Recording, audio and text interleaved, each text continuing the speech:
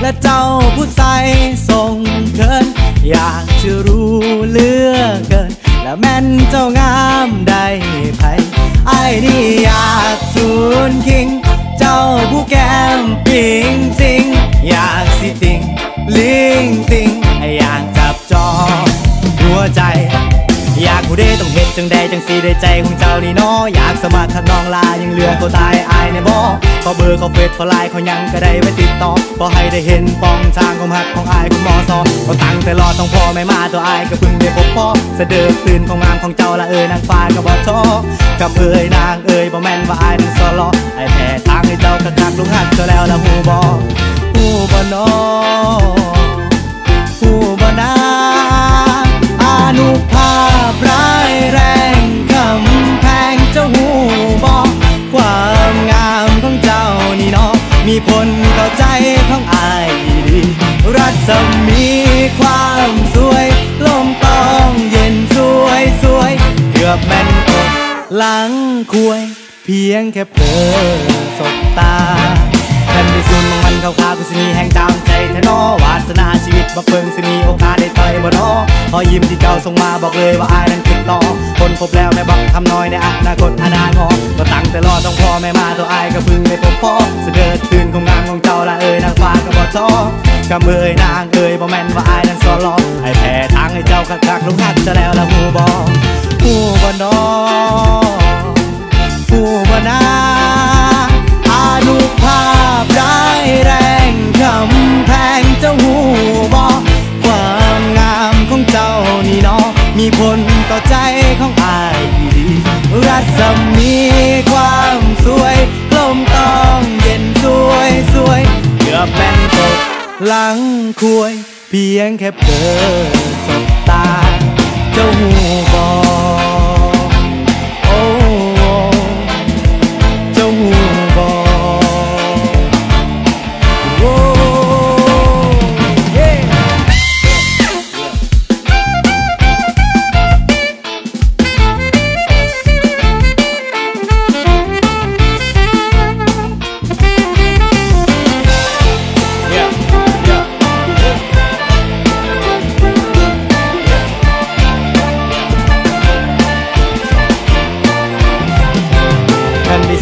ขาวๆก็สิมีแห่งจำใจแท้นอวาสนาชีวิตบักเพิ่งสิมีโอกาสได้ต่อยบ่นอพอยิ้มที่เจ้าส่งมาบอกเลยว่าอายนั้นขึ้นต่อคนพบแล้วแม่บักทำน้อยในอนาคตอนางอก็ตั้งแต่รอต้องพอไม่มาตัวอายก็พึ่งได้พบพ่อเสด็จตื่นของงามของเจ้าละนางฟ้าก็บ่ท้อ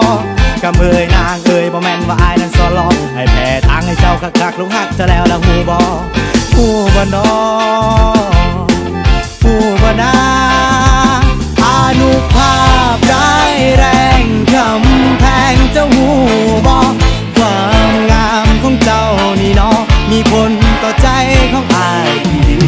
รัศมีความสวยลมต้องเย็นสวยเกือบแม่นตกหลังคุยเพียงแค่เผลอสบตาเจ้าหูบอกโอ้เจ้าหู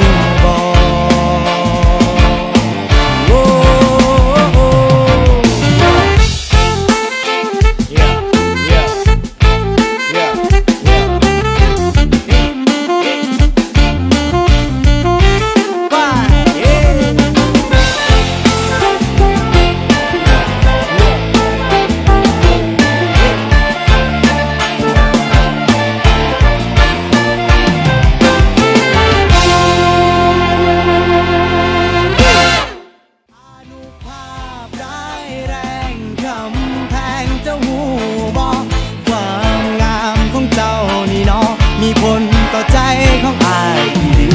รัศมีความสวยลมต้องเย็นสวยเกือบแม่นตกหลังคุยเพียงแค่เผลอสบตา